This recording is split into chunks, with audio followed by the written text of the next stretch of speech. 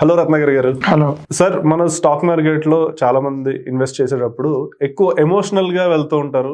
అది మనం చాలాసార్లు అబ్జర్వ్ చేసాం. సో ఈ ఎమోషన్స్ అండ్ ఇన్వెస్టింగ్ కి మధ్య రిలేషన్ ఏంటో కొంచెం మీరు ఎక్స్ప్లెయిన్ చేయండి. చాలా మంది ఏంటంటే ఈ ఫైనాన్షియల్ మ్యాథ్స్ కానీ ఇన్వెస్ట్మెంట్ ఫిలాసఫీ కానీ ఇప్పుడు బీటాస్ అని గామాస్ అని లేకపోతే పిఈ మల్టిపుల్స్ అని చాలా ఇచ్చారు.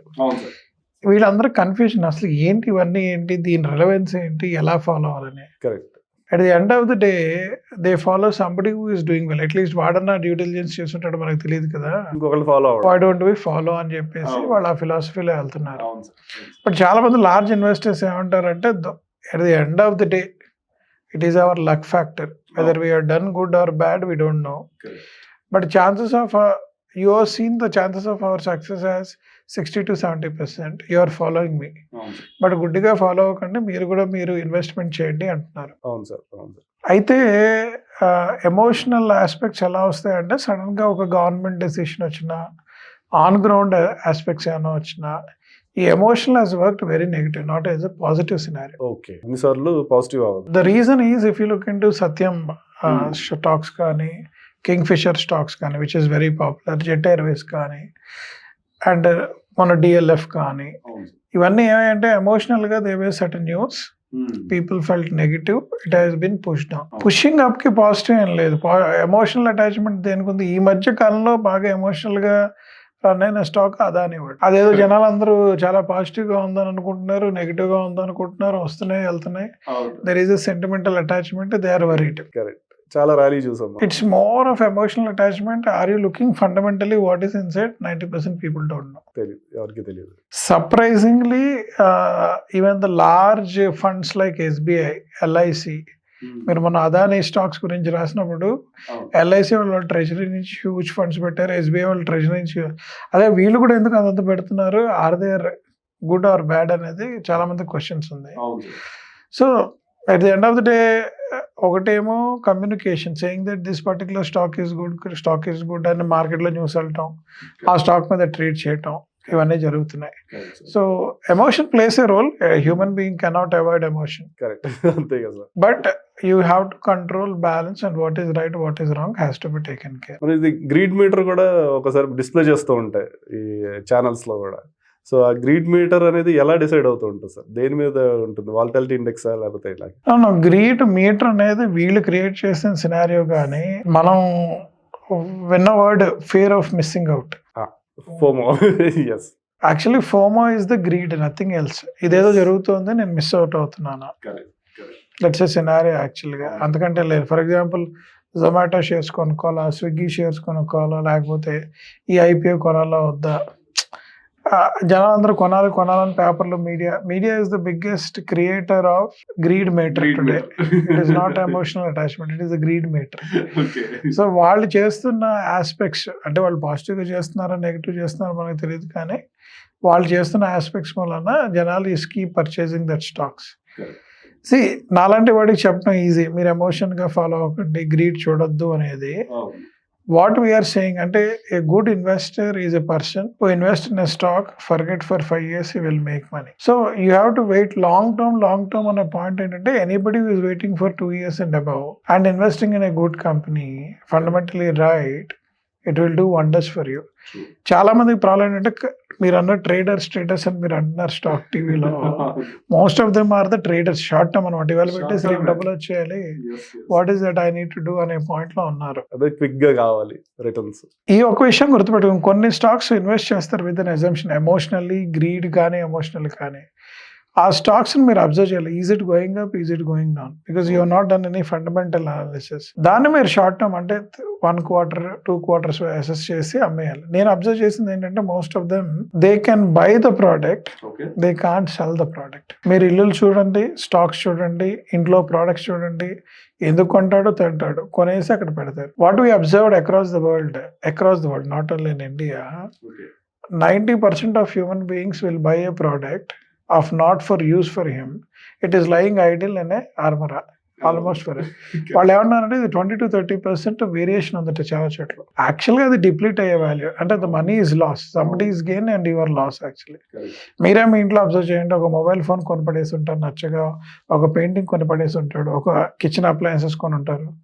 మా ఇంట్లోనే చూస్తే నేను ఏదో షాక్ కొంటాం అవి కొంటాం ఇవన్నీ అసలు అవి యూజ్ కూడా అవ్వట్లేదు, ఎందుకు కొన్నాం అనేది తెలియదు. But that money is lying idle. Technically if you look into the money angle అది కొని పడేసాం, ఇట్ ఈస్ లయింగ్ ఐడిల్ కదా, it has no purpose at the end of the day. So ఇది చాలా మంది విషయాల్లో జరుగుతుంది. సేమ్ కొంతమంది ఏంటంటే స్టాక్స్ ఐడెంటిఫై చేయకుండా ఇన్వెస్ట్ చేస్తారు, దే లూజ్ మనీ. అవును sir, that's one area they have to be observed. Correct. Sir ఇలా మీరు అన్నట్టు ట్రేడింగ్ కానీ లేదంటే లాంగ్ టర్మ్ ఒకటే కాదు సార్, కొంతమంది మ్యూచువల్ ఫండ్స్ లో పెట్టే ఇది కూడా మార్కెట్ డౌన్ అవుతుంది అంటే సిప్స్ కూడా ఆపేస్తున్నారు. సో దీన్ని ఎలా చూడాలి సార్?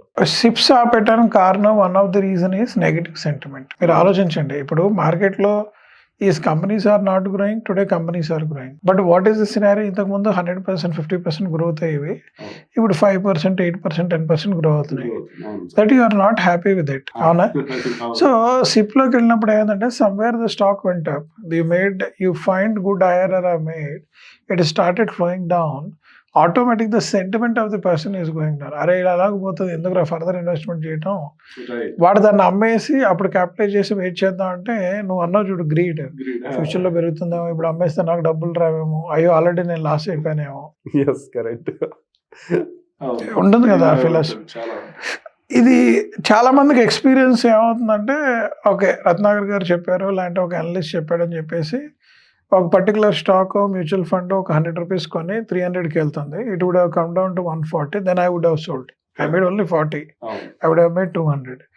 నేను అమ్మేసిన తర్వాత సడన్గా స్టాక్ ఆ మ్యూచువల్ ఫండ్స్ పెరగడం మొదలవుతుంది, ఎందుకు అమ్మేసాను రా అని బాధపడతారు. పోనీ హోల్డ్ చేస్తే 140, 120కి వస్తే ఎందుకు అమ్మలేదురా అని బాధపడతారు. దానికి కారణం ఏంటంటే you are not done your analysis, అది ఎందుకు పడింది ఎందుకు వెళ్ళింది అనేది అనలైజ్ చేయకపోవడం వల్ల జరిగే తప్పిదాలు ఇవి. అవును సార్, ఇది మనం లాస్ట్ మంత్ స్ట్రీక్ చూస్తే అక్టోబర్ నవంబర్ స్టార్టింగ్ లో సిప్స్ అందరూ ఆపేశారు.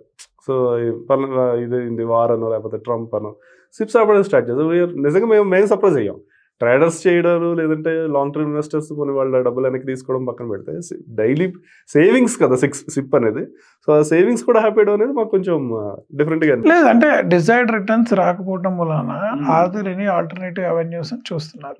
It is not that they are not stopped, but they feeling last 2-3 months desired returns ఇవ్వలేదు సిప్స్ కూడా. Their investment has not face the desire, that's why they are holding it. Okay. ఇది overall గా అలాగే ఉందంటారు scenario. భగవంతుడు మనిషికి ఏమి ఇచ్చాడంటే అది గ్రో అవుతే హ్యాపీ ఫీల్ అవుతాడు, గ్రో అవ్వకపోతే నాట్ హ్యాపీ ఫీల్ అవుతాడు. That's always been the emotions attached, కాదనట్లేదు. But what I say people is at least some technical analysis చేసి ఎవరైనా రివ్యూ చేసి అనలిస్ట్ దగ్గర మీరు కనుక్కొని పెట్టండి అంటున్నా, బై నోన్ రిసోర్సెస్. ఎందుకంటే ఇప్పుడు అందరికీ ఉన్న బిజినెస్ లో లేదంటే ఆల్రెడీ వాళ్ళు జాబ్స్ లో ఉంటారు, ఇంకా అడిషనల్ గా రీసెర్చ్ చేయాలి అంటే లేకపోతే ఇంకొకళ్ళు వెళ్ళాలంటే వీళ్ళకి అందుకనే అందులో తప్పిదాలు జరుగుతాయి కదా. మీకు తప్పులు ఎందుకు జరుగుతున్నాయి ఇన్వెస్ట్మెంట్స్ అని? Because you are not putting that small additional time which is costing you not 1 rupee, it is costing you 100 rupees.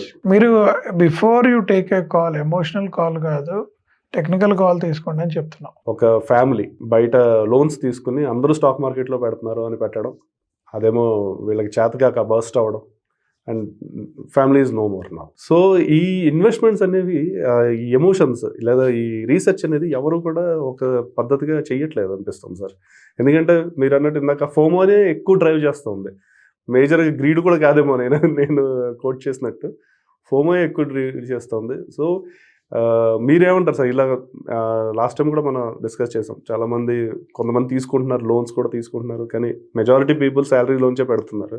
But ఇలాంటి ఫ్యాటల్ ఇన్సిడెంట్స్ చూస్తున్నప్పుడు వేర్ లిటరల్లీ కొత్తగా మార్కెట్లో ఎంటర్ అయ్యే వాళ్ళు కూడా భయపడుతూ ఉంటారు. దేనికైనా బ్యాలెన్స్డ్ అప్రోచ్ ఉంది.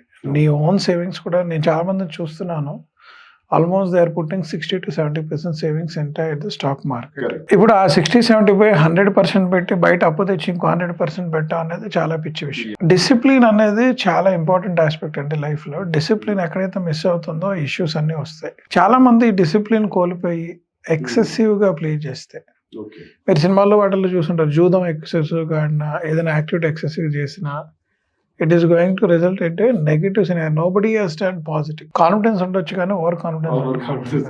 నీకు అర్థమైంది కదా. ఐ థింక్ ఈ మధ్య లక్కీ భాస్కర్ సినిమా బాగా హిట్ అయింది. పిల్లలు మొన్న ఏదో ఇన్స్పైర్ అయ్యి బయటకు వచ్చారని అన్నాను. That's an interesting story. But అది that cannot be true. He knows where he has to go, where he has to stop, what is the right. అందులో హీరోకి ఎక్కడ స్టాప్ చేయాలి అనేది చూపెట్టాడు. అండ్ వాళ్ళ పక్కన వాడి ఫ్రెండే is not able to stop, went inside, finally he got into jail. మీరు అందరూ చూసుంటారు సినిమాలో. అంటే even other character which also set I will stop, I will go to US and settle down and doing normal business. There is a limitation up to which you have to do, not beyond that. మీరు ఇందాకన్న word greed ఉంది చూసారా, ఒక లెవెల్కి వచ్చిన తర్వాత ఆగిపోవాలి. ఆ గ్రీడ్ పుష్ అవుతున్నా కొద్దీ నీకు అధపాతాళానికి వెళ్తున్నావు అని అర్థం. ఎక్కడ బ్యాలెన్స్ చేయాలనేది సినిమాలో చూపెట్టాడు. కొన్నిసార్లు భగవంతుడు వాడికి సాయం చేశాడు, నువ్వు ఇక్కడ ఆపేరా అని. కొన్నిసార్లు ఈ హ్యాస్ టు డూ ఇట్. ఇది చేయలేని వాళ్ళే లాస్ అవుతున్నారు. మీరు అందరూ అనుకుంటారు వాడు ఏదో డబ్బులు చేసుకున్నాడు. చాలా మంది అది క్యారీ చేసిన వాళ్ళు లాస్ అయ్యారు వాళ్ళే. ఇప్పుడు మీరు రియల్ ఎస్టేట్ ఇన్వెస్ట్మెంట్స్ అయినా అంతే. ఒక సర్టన్ లెవెల్లో స్టెప్ బై స్టెప్ వెళ్తే it will do wonders. But if you go, నేను ఆంపట్టు పట్టేస్తున్నాను, అక్కడ ల్యాండ్ బాగుంది, ఇక్కడ ల్యాండ్ ఉంది, అబ్బాయి ఇది ఆపర్చునిటీ పోతుంది, అదే ఆపర్చునిటీ పోతుంది అని వెళ్తే అల్టిమేట్లీ విల్ బి లూజర్. ఊరంతా అప్పులు మిగులుతాయి, ల్యాండ్ ఉంటుందా అని అనుకుంటాడు. మనం కొంటేమో 10 రూపాయలు, అమ్ముతేమో 2 రూపాయలు. అది అందరూ జరుగుతున్న విషయం. వాడికి కూడా ఏం డిఫరెన్స్ ఏం కాదు. అదే సార్ మీరు అన్నట్టు ఆపర్చునిటీస్ అని, ఏది ఆపర్చునిటీ అని ఐడెంటిఫై చేయడం ఒకటైతే, ఆపర్చునిటీ లాస్ ఉంటుంది కొంత. దీనికన్నా ఇంకో చోట పెడితే ఇంకా మంచిగా వచ్చేదేమో అన్న ఒక డైలమా ఒకటి స్టార్ట్ అవుతుంది. డైలమా వద్దండి, నేను అదే అంటున్నాను. Stop somewhere where you feel is right. Hold చేసి మళ్ళీ కొంతకాలం ఆగి మళ్ళీ వెనక్కి రండి if you want to do. Because investing in stock is not speculative, but doing F&O and derivatives is speculative. Government కూడా మీరు F&Os చేసినా ఇది చేసినా స్పెక్యులేటివ్ బిజినెస్ కింద కన్సిడర్ చేశారు, are they considered as business. But in any investment in stock is considered as long term or short term capital gains. So government కూడా ఏది right ఏది రాంగ్ అనేది వాళ్ళు క్లియర్గా చెప్తున్నారు. They are not encouraging you to do certain aspects. True. Correct sir. So thank you so much Ratnakar garu. So traders, మీరు ఇన్వెస్ట్మెంట్లో చేసేటప్పుడు అన్నీ కూడా లాంగ్ టర్మ్ ఆలోచించండి. ఎమోషనల్గా వెళ్ళడం కన్నా రీసెర్చ్ చేసి వెళ్ళడం చాలా ఇంపార్టెంట్. అలాగే ఇన్స్పిరేషన్ తీసుకునేటప్పుడు కూడా సక్సెస్ఫుల్ ట్రేడర్స్ను లేదా లాంగ్ టర్మ్ ఇన్వెస్టర్స్ను చూసి మాత్రమే మీరు ఇన్వెస్టింగ్ చేయండి. సో ఇలాంటి అప్డేట్స్ కోసం, మరిన్ని పోడ్కాస్ట్ల కోసం మా ఛానల్కి సబ్స్క్రైబ్ చేయండి. Thank you so much.